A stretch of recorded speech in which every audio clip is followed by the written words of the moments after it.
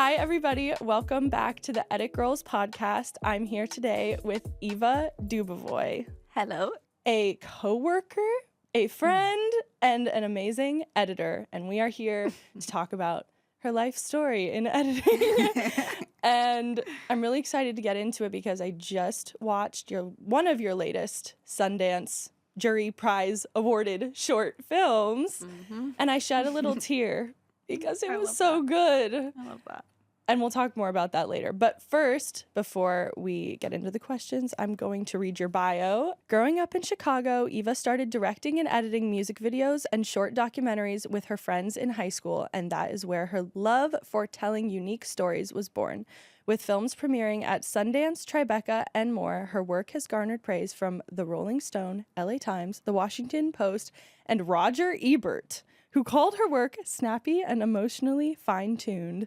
Whether it's a thought-provoking documentary or a visually stunning commercial, she approaches each project with meticulous attention to detail and a keen eye for aesthetics. True. Facts. Period. Also, Roger Ebert, what do you mean? Didn't he die in like 2013? There's a website still. Oh, because I was like, oh my God, he came back from the dead. His ghost is praising me. So. Right, that makes sense.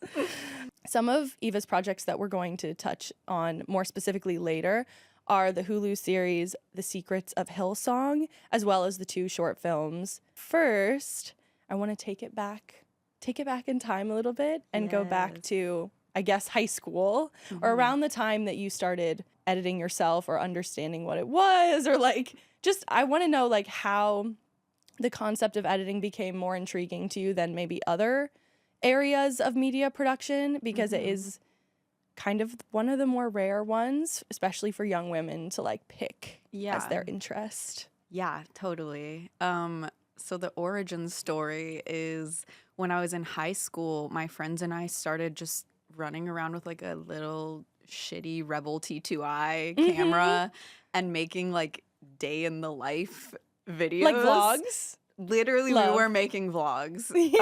This was like pre-influencer era, pre any of that. Yeah. And I like vividly remember going on vacation with my parents, some real kid shit, and bringing my friends with me. And we like made a little vlog about going to Sarasota, Florida, put it on YouTube. I've done that. Yeah, I've done that. It's so fun. Yeah. But like with that, it was like we were shooting it. I was cutting it in probably iMovie. Everything was self-taught, no idea how to white balance or do anything correctly. It was just so fun. So many laughs. And like I just loved the feeling of like putting a good song over this footage and finding the best moments, and that kind of just like naturally expanded into a production company that we decided to create in high school. And we started getting hired to like make music videos. While you were still in? I was still in high school. Oh, okay. And some of the other girls were like freshmen in college. Okay. I think I was the youngest one. What kind of roles were they? We all were doing? everything. You were all everything. We were all everything. That's like, ideal. I remember in the early days, I didn't even really understand that there was a distinction between roles. I was just like, yeah, let's just make this thing. Yeah. But it kind of like started becoming clear that like some of us were better at certain aspects than others. And anyways, yeah, it just blew up. We were making music videos. We were running all over the city and in Chicago, getting paid, and then we started getting paid more. And wow. So who was like the like bridge to actually being paid? Like did someone have like a connection or like? Okay, I don't remember. I remember it was this rapper. I can't remember. So what like his music name is. videos. It was a music video. We got paid $200. Nice. And it was literally like we just like showed up to his apartment, and the music video was a day in the life video, basically. Okay, so he knew that you could do it. He saw our vlogs. But yeah, it was fun. It was just like him making breakfast, him at the skate park, like just a fun, happy vibe. Yeah, it just kind of kept escalating and escalating and escalating until it was like a full blown production, and we like incorporated our company and had accountants and all these things. And yeah, it was just so fun. Sometimes I'm like, damn, did I peak at that time? Yeah, that sounds really legit. So like, how did that like not fall apart, but kind of like, did that just evolve? Did you all just evolve into like your own jobs, well, so basically then what happened was I went to college. I went to college in Chicago, Northwestern, and I decided to continue down like the film path. I still wasn't really honed in specifically on editing at the time. And just like general film production type program. Yeah. And when I was a freshman, we had a falling out with one of the girls in our company, and she sued us for like the rights to the company, which literally was worth probably $300. Yeah. So you were like, okay, or but, I mean, well, I remember getting like served papers in college and being so just like so they served my accountant and she was like, Eva, we just got served, like I don't know, it was very stressful. Had to hire lawyers. Yeah, it basically like became this really stupid legal battle, and finally we settled, and the settlement was that nobody gets the company. We kind of like splintered off and decided to make a new company. And from there I moved to Los Angeles. Like I graduated college, we were doing this new company. I moved to LA and I was really desperate to get a job here. Just started reaching out to all these people I knew, if they knew anything film related that I could do. And finally I ended up getting a job as an AE at a ad agency. So it was just pure like reaching out via email in the beginning, or? It was like I had a friend out here from Chicago. I was like, do you know anyone you can connect me with? I was really just trying to find friends of friends. And it was actually so embarrassing looking back on it because I didn't know Premiere. I was just working in Final Cut and like was self-taught, so I didn't even really know anything. And I also used Final Cut before Premiere and then learned Premiere in college. Okay. Similar. Yeah. But I was like going to all these ad agencies and post houses like, hire me. I don't know Premiere, but hire me. And then finally this one guy ended up taking a shot on me, and I was so in over my head in the beginning. Like I just remember being in rooms with clients and trying to operate a software that I barely knew how to use. Thrown into the deep end. Literally completely. Thrown into the deep end. Best way to learn, though. Truly. Fear. The fear of God.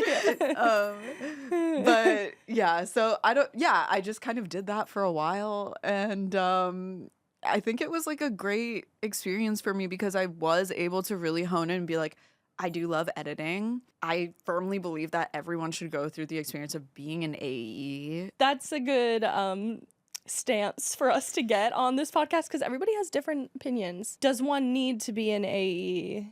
I think so. Like I don't really subscribe to like, oh, you have to live as an AE for 10 years or whatever. I feel like people assign arbitrary numbers to it. But I do think that I learned so much being an AE, mainly just like how to keep things organized and tidy and streamlined. And when you get to the place of being an editor, like you don't want to be lost in a project file. Exactly. Or like things are like, I can tell when I work with an editor that hasn't been an AE. Because I'm just like, you are chaos. Like, for sure. This is really chaotic. So I think just for that reason, everyone should go through that experience. Yeah. So I did that for a long time. It was particularly soul-sucking being an AE for commercials. Because it was really just like, okay, here's this Volkswagen commercial.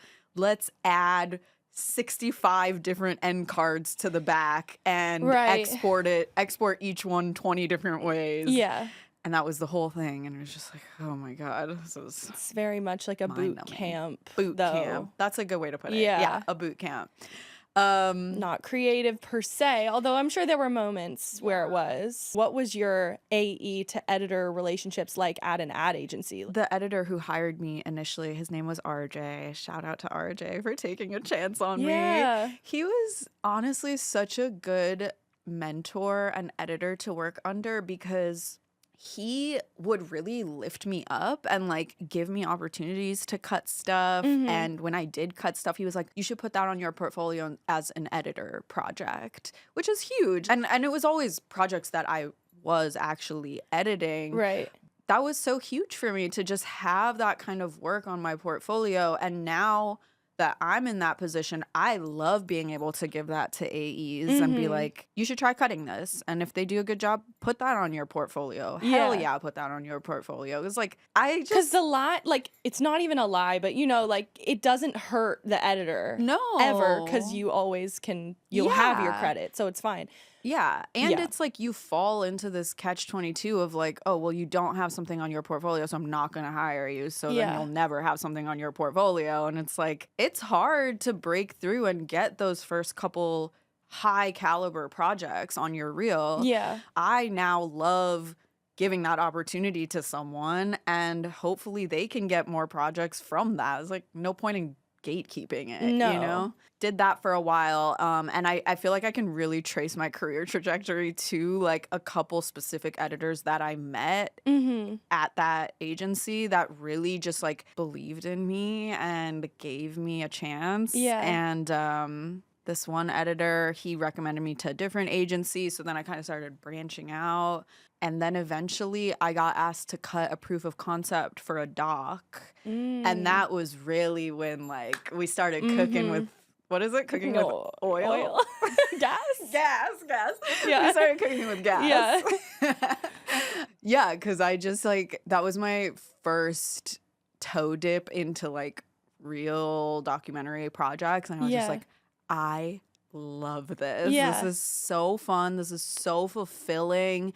When I was running around with my friends in Chicago, I was directing and editing. And I think a lot of why being a commercial AE was so soul-sucking was because I had no creative input whatsoever. And that was just like, I mean, even painful. The editor has hardly any creative input. Facts, for sure. The doc space as an editor, I was like, this is incredible. I hadn't edited anything doc in a few years until last week. I started editing something doc again, and I was like, right. This is what I was about. Because you're writing the script, essentially. For sure. And it's just fun. I mean, I think some people get intimidated by it, rightfully so, but there's like infinite number of possibilities. The story can unfold and be arranged and told in so many different infinite ways. In truly infinite ways. To me, I like love that challenge. It's so exciting to me. And especially when that's paired with a director that I really like working with, it's just like, I want to collaborate with you and I want to, you know, spend days together, hours on the phone, brainstorming what is the most fun way to tell this story so it's exciting to people. Yeah. So yeah, once I got into doc, things just really opened up for me, and I realized this is like what I want to pursue.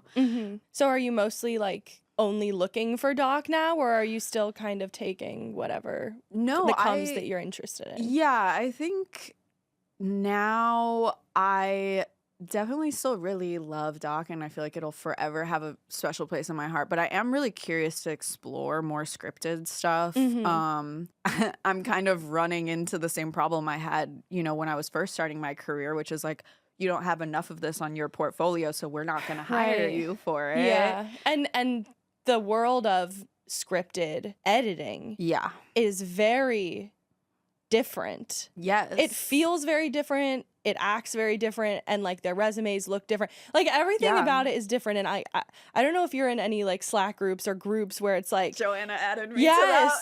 Yes. Joanna Noggle, our first, the one our who connect introduced us. Yes. Those are really intimidating to look at, you know.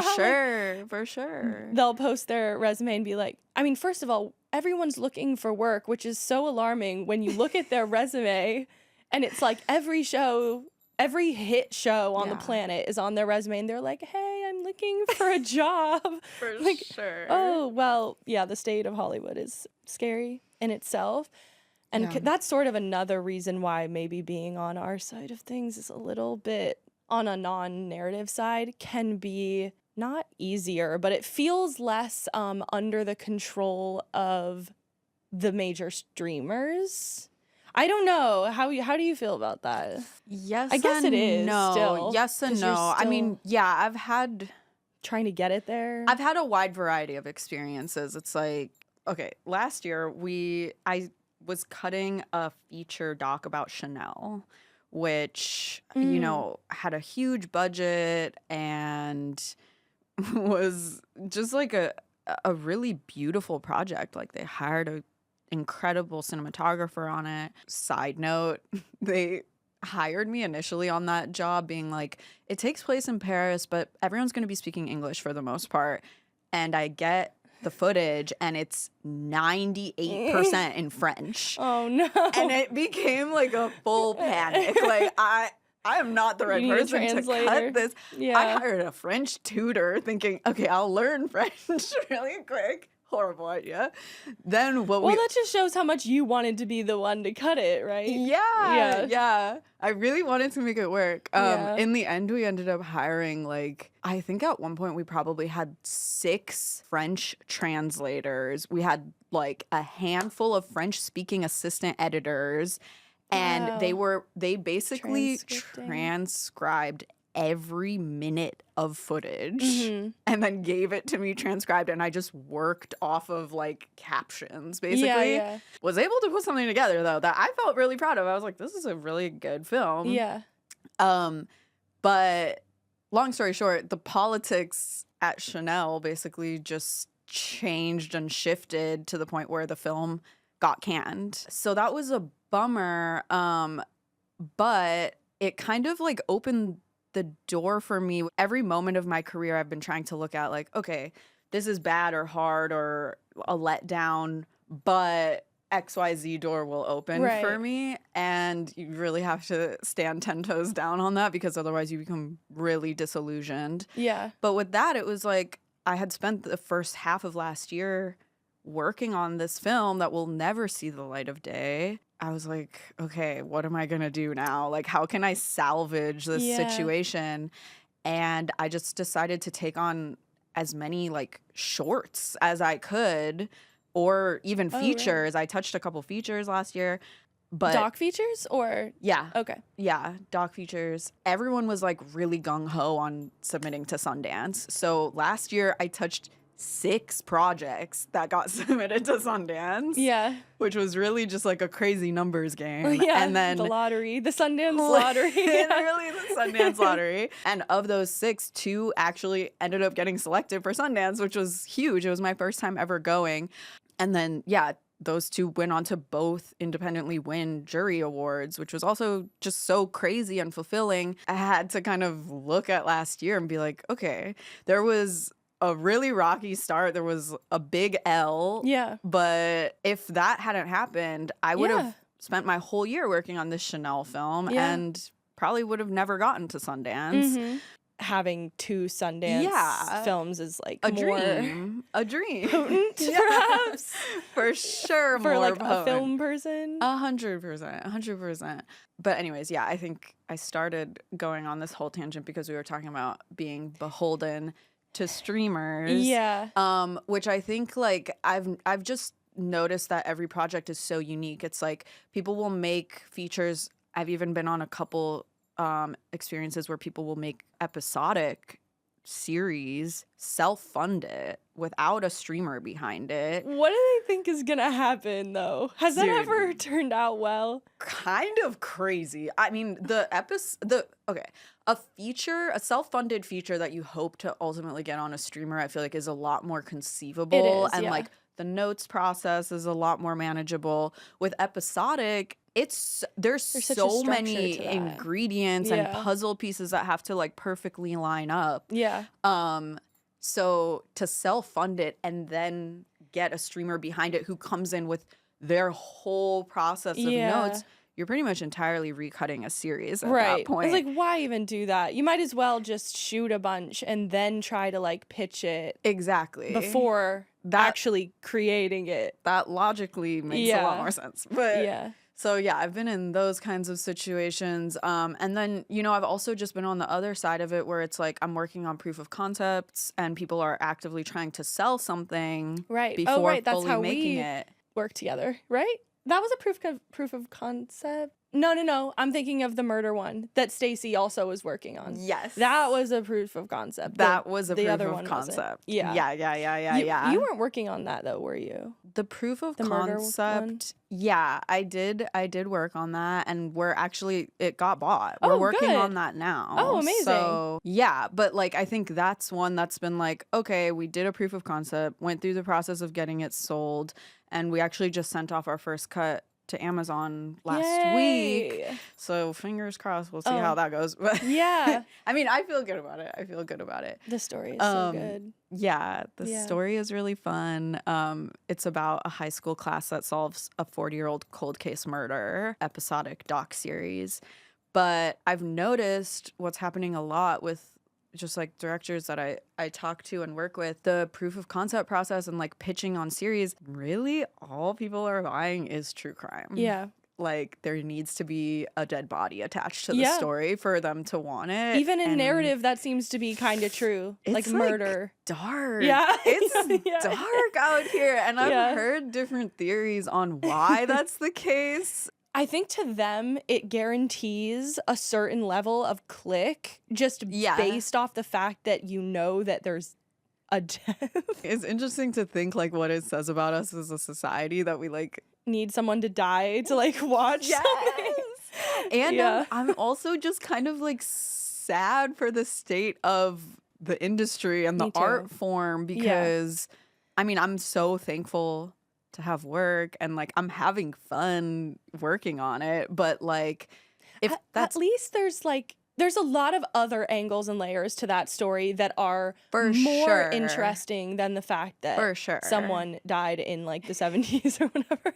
For sure. That's actually why I think both myself and the director are drawn to that story because we made the decision, as chaotic as this is, we decided that we were going to try to make it a verite true crime story, which I love that is really rare. I've actually never seen it before, so if you have any references, please send them my way. But like, you know, most of the time true crime is told retrospectively, and it's like, okay, this story has happened, we're telling it just for shits and giggles, like for clickbait or whatever. But with this story, you know, it takes place in a high school, and we really just wanted to lean into this like feeling of, I mean, really my main reference point is the movie 8th Grade, Bo Burnham's 8th Grade. Yeah, I'm that's just perfect. Like, I love how awkward and real like, and endearing and real all these kids are. Me too. That's exactly what I thought when I was helping out on that. Like their passion. Like I remember thinking that I was seeing some like real tensions between some of these students too, like just based off the very little amount of footage I saw. It's like, so really like that aspect of it is what's drawing me to the story. And it's so interesting because it takes place in Appalachia, and in this town that's just been like ravaged by the opioid crisis. And so a lot of these students have really tragic, hard lives and like are being raised by one parent or by their grandparents and have experienced death and like just hard stuff already at such a young age. And so the way that they understand and interact with this crime story that happened 40 years ago is so unique and like really poignant in a way and that like women from their area who were young and there's a lot of similarities between them. And like they can empathize and understand this story in a way that most people would not be able to.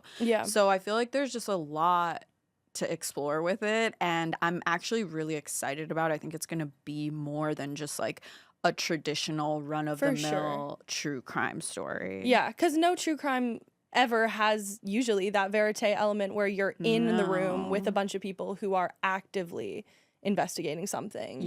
The Secrets of Hillsong was a Hulu doc series. Mm-hmm. I watched it without even knowing that you were involved, because a thing about me is I'm obsessed with watching anything that has to do with like corrupt religion. Like, so interesting. I'm very deep in like the Mormonism like rabbit holes for like no reason. I have no reason to be. No, but it's fascinating. it really is. Yeah. Sort of like the line between cult Yes. and organized religion, and It's a thin line. very thin line. So, but I want to hear about like how that series came into your sphere and sort of how it played out. I think actually one of the producers on it, William Krause, he was referred to me by someone else, or somehow they found me. And it was my first time working with Stacey Lee, an incredible director, one of my favorite collaborators. She just called me and was like, I really love your storytelling abilities, but I also really love your like aesthetic flair that you bring to it. And that's really what I want to do for this series. And I was like, okay, great. That sounds so fun. I'm super into this. And when I came onto the series, there was actually already a lead editor on the project. So they had just brought me on as one of the editors. Stacey and I realized that we just really clicked creatively and effortlessly. Essentially, I ended up getting promoted to lead editor on that project, which was really exciting for me because it was my first time as a lead editor on a major series. And I love that you just like watched it on your own, because I actually feel like it was also the first time in my life where I was getting like random messages from people being like, whoa, I just saw your name in the credits. I had no idea you worked on this thing. Like usually I have to be like forcing my friends and family to, when it comes to doc, please watch my movie. But this people were just like watching on their own. It's like candy, you know? It really is candy, for sure. So had Hulu bought the series? Yeah, so the series had been picked up. It actually was originally a Vanity Fair story article. Oh, right, yeah. That FX bought. It was like FX/Hulu. Stacey, like, I mean, I just want to give her flowers because she is one of the most hardworking, creative, inspiring people I know. Period. Full stop. Like, she is so... I can attest. Yeah, she is so incredible. And one of my favorite things about working with her is that she really uplifts the people on her team to explore creatively and to do their thing. Yeah. You know, like some directors you actual work with... trust. Yeah. Exactly. One of my favorite moments in The Secrets of Hillsong, which for anyone who doesn't know, it's about... a pastor that was kind of, you know, at the top of his game. Just celebrity Christian pastor. Like Justin Bieber's pastor? Yes.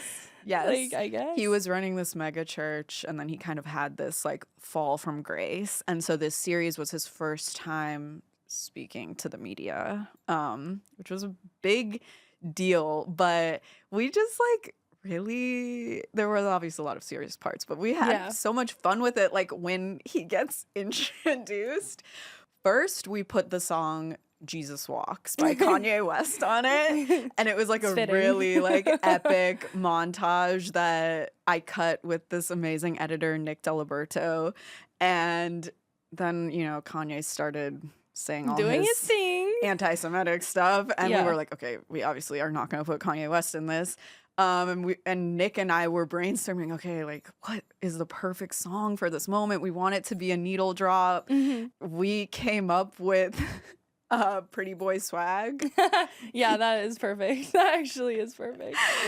And it's just so good, you know, because he's like this really ripped, like, has a six-pack, is always shirtless, covered in tattoos.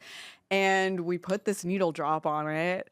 And I was kind of like, okay, there's no way this is actually like, I don't know if this will get past Stacey. If it gets past Stacey, like rights. Like, is FX gonna like this? It ended up making it all the way into the series. And that's actually one of my proudest moments because I just kept waiting, like, someone's gonna make me take this out. And it's in there. It's in there. I feel like I've been like chasing that high ever since. Like every doc I work on, like, I was working on it was a feature doc about also about a church, actually. It was about the last snake handling church. And it was like really beautifully shot. Great film, super interesting. But there was this one moment where I tried to put a Creed song in there, and I was like, this will go so hard. People will love this Creed song. Yeah. And it made it past the director. He was down for it, but then it kind of got... Yeah. It got the kibosh. The money side, I'm sure, would be pretty crazy. Money was pretty crazy. Yeah. I think people are just scared to... It's a risk. Yeah. It's a risk to, like... It's a bit of, like, a cheeky and not cheeky every... choice. It's a cheeky Yeah. choice. And I think, actually, like, one thing that I feel is that everyone wants to make documentaries so serious. Mm-hmm. And it's like, even if it is a serious topic, like, don't you want to have a little fun? Like some humor. Don't you want to smile a little bit? Yeah. General audiences are kind of anti-documentary just because they don't maybe haven't seen what they think of Ken Burns or they think of... But there are so many very highly entertaining choices now to watch. For sure. I mean, even like Navalny, I think was so deserving of every award that it won because it took such a stressful, upsetting story and told it with so much charm and charisma and cheekiness that it was like really enjoyable to watch. Yeah. And I'm like, I want to strive to do that. You know, even for a serious topic, there's a time and a place for it to be serious, but that doesn't mean that it needs to be like boring or like overly morose or something. Exactly. Yeah. Exactly. Oh, also another thing that I want to say about that project was, okay, it was cut in Avid. And that's a good thing to bring up.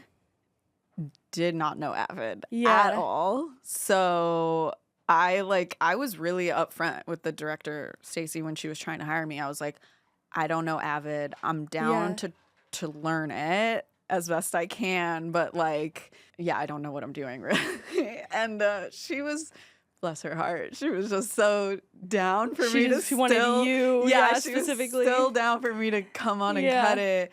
So I taught myself Avid, and like a day or two before I was supposed to start the job, just had like a full panic attack. Like I was just like, how am I gonna cut this series in Avid? I have no idea what I'm doing. And like Avid is kind of scary because it is like collaborative in a way where it's easy. Like if I mess something up, I could really universally mess something up. Yes. So don't I know it? I'm getting scared just thinking about it. But it seemed you did it, right? I did it. So it never got converted. Never got converted. Okay, because there's a lot of that goes on too. Yeah, but I mean, so the moment where they were like, we want you to be lead editor on this Avid project, I was like, okay, this is major accomplishment because I walked into this not even knowing how to use this fucking software. Yeah. Is there any part of you after having done that where you're like, I see the merits of Avid now and like I would understand it for a certain type of project and... Okay, this might be a hot take. I don't know to all the editors watching this. It is to some, I'm sure. Yeah, people feel very opinionated about this. Yeah. I actually love Premiere Productions. That was going to be my next question anyway. Yeah. So I do think that like Avid has really figured out like how to collaborate seamlessly between multiple people. And I would say that their script sync is... Premiere still hasn't really figured that part out as well. They're trying. Yeah. But every other aspect of Premiere, I think, is just so much more user-friendly and intuitive. Yeah. And so this Amazon series about the high schoolers, I pushed for it to be set up in Premiere Productions. And initially, like, I was getting some pushback from the post people. But, you know, we're a couple months in and it's been...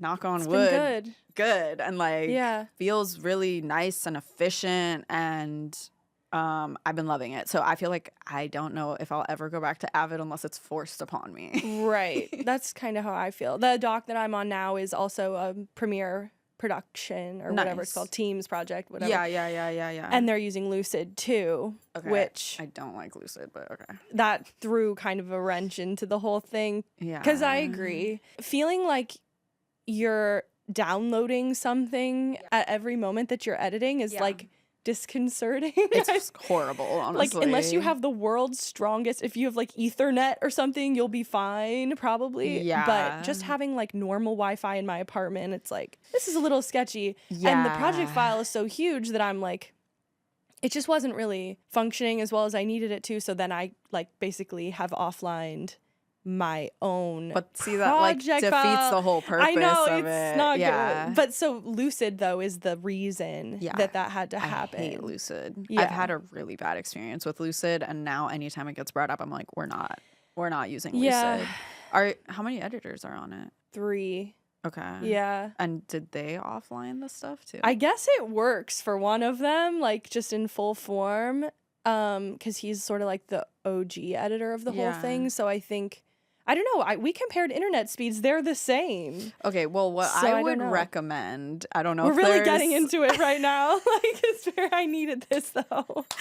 Nobody cares about this. Nobody cares about just this. for you. Okay, if there's room to pivot, I would say you should put it on a server somewhere. Like, we're using one in Burbank. Then we're using Jump Desk to remote into their computers. Yeah. And using Premiere Productions via Jump Desk. Okay. That, to me, is That's the better. most seamless way to do a group thing. While accessing the same media, but without the sort of immediateness of Lucid, where you're having to like, it feels like a buffering YouTube video. Like, it's just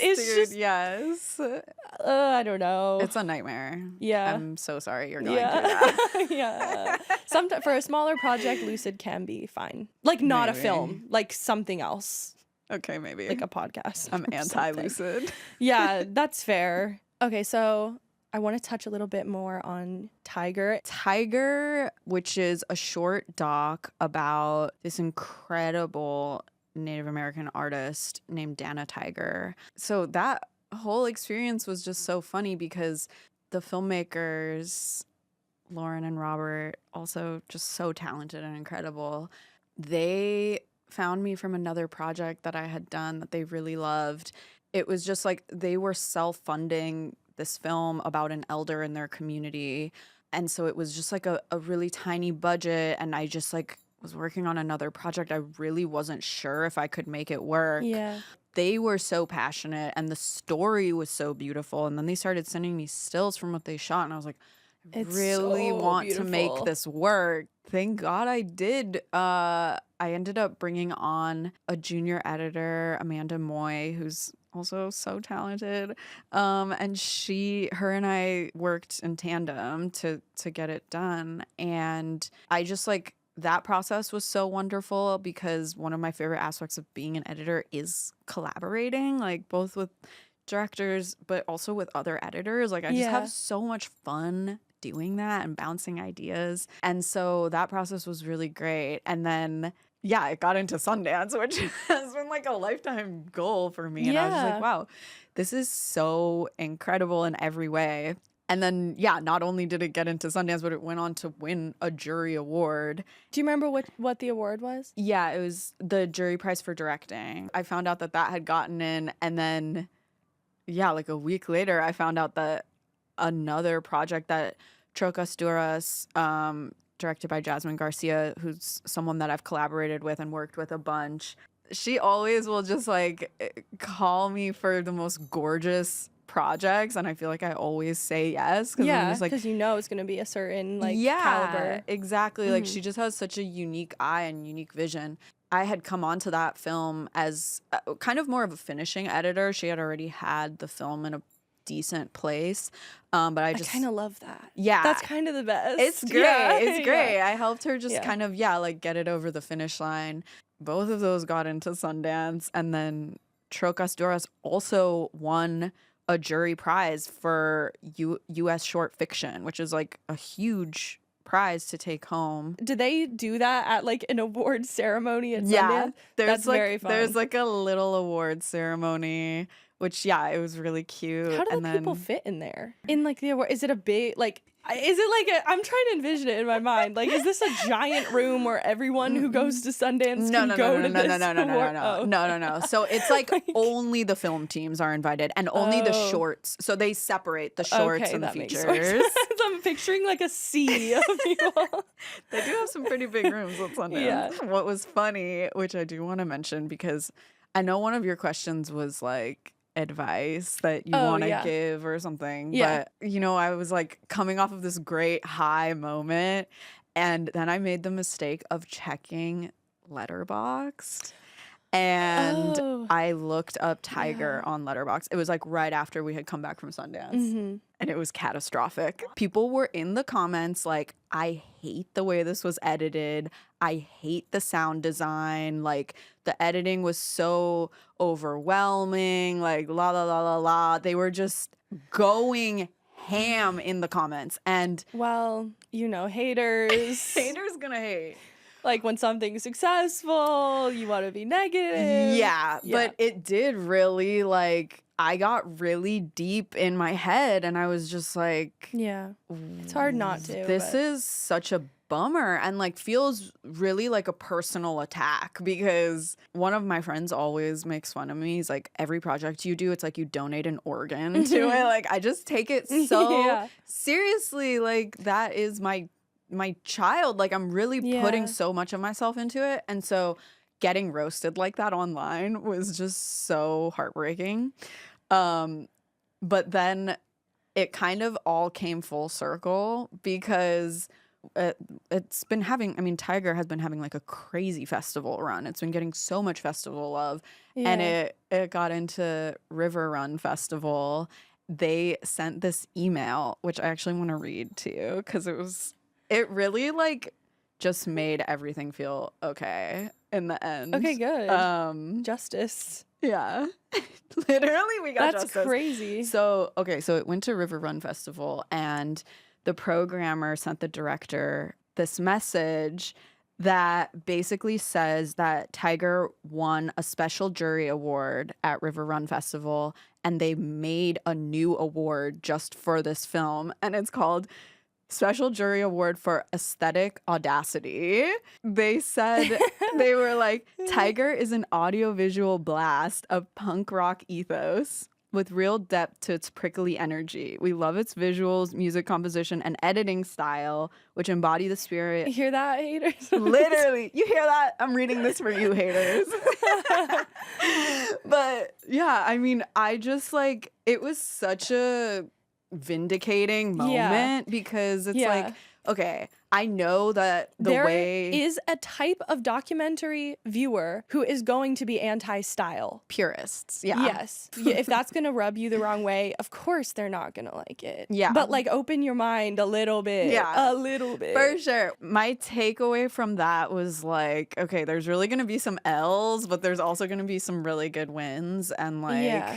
And also, like, maybe it's not, like, never look at Letterboxd, but maybe, like, wait 8 months. Like, wait until more people, more audiences have seen it, and then maybe. I don't know if I, like, never. have... My skin is not tough enough to, like, read reviews about my work, I think. Like, I've realized now, because, like, with Hillsong, The Secrets of Hillsong, I had somewhat of a similar experience. It wasn't so, like, targeted at the editing style specifically, but that was such a complex story with, like, really polarizing characters that, you know, the first couple episodes came out and one group of people was really jazzed on it and another group of people was really upset. And but that's good. And then it swapped. Polarizing. And, like, I mean, yeah, it's like, I guess it's good people are talking about it. At least they're reacting at all. At least they're reacting. Yeah. But, like, with that, it was so hard because, again, I felt like I had put so much of myself into it and really made a very, very conscious effort to tell a balanced story. I really intentionally was like, okay, this soundbite needs to be balanced by this soundbite to make sure that it's not, like, too heavy in one direction. And so for the critique afterwards to still be like, this side wasn't told fairly, this side wasn't correct, is like, but people are, like, guys. less media literate today than ever. This is true. This is the Edit Girls podcast that we are on right now. And as much as like I would love for it to be an irrelevant question, and a lot of times like when women are asked questions about like being a woman in blank, I feel like the reactions are pretty like wah wah, like why am I being asked this question? But you said you had things that you would say. I have tea. So I would like to hear about your experience as a woman in post. That is definitely male dominated, although for sure. I think it's also very, for a lot of people, an isolating job and a lonely job. So it's sort of a strange situation where for me, like I'm almost always by myself. So if I'm interfacing with people, coworkers, it's really mostly via reading text, which is different. But anyway, you've had more in-person post experience. I have had a good amount of in-person post experience. I mean, I would love for the question to be irrelevant, but like I think that there are a lot of moments of strength and a lot of moments that I wish, hadn't happened because I was a woman. But I have like 2 experiences that were particularly annoying. One was I was pretty early in my career and I was working for a makeup brand that was like, it was literally just the producer who was an older man and me, and he would just hire me and then like tell me what to cut, and we sat in a very small room together and just like worked all day. Recipe for disaster. Yeah. Oh my God. And so I was booked for a 3-week contract, and like about the second day in, he started hitting on me, and then probably we were like, I want to say 4 days in, and he asked me out, and I was like, I don't date my employers. Yeah. We'll just keep it moving. Yeah. And he was like, oh, I'll just stop employing you then. And I was like, what? Oh, okay. Yeah, that's going to work. Is insane. Does that work? Okay, in that case, I will date you. Let me take your money away. Oh, great. I like you so much more. But so that was like probably my first really shocking, like, that's a shock to the system. Earth? Yeah. I ended up finishing out that contract. I mean, I was like really gritting my teeth the whole time, but we made it happen. I made it work. But then my other like annoying experience was, later, like somewhat recently in my career, like I've had the privilege of being a lead editor, and with that comes the ability to hire people and to make the team. And we had brought on this assistant editor who I hadn't met in person. Everything was remote, text, like you're saying. And he was good. He was fine doing his thing. And then one day I had to drop off a hard drive to him. And so we meet in person. He's an older man, again, working under me as my assistant. Yeah. And I get home and something that he had sent me was incorrect. And I was just like, hey, can you update this thing? To which he responds, how old are you? Yeah. And I was like, at the time I was 28. I was like, 28. What does this have to do with anything? And he just like starts going on this monologue about how he's actually like the right person for my job, and the only reason that he's not in my position is a lowly assistant editor is for whatever reasons he gave. I don't even remember, but it wasn't because he was a man, was it? No. That would have been good. He should have pulled that crazy one. It's because I'm a white man. Yeah. Like, I'm just so oppressed. Yeah, right.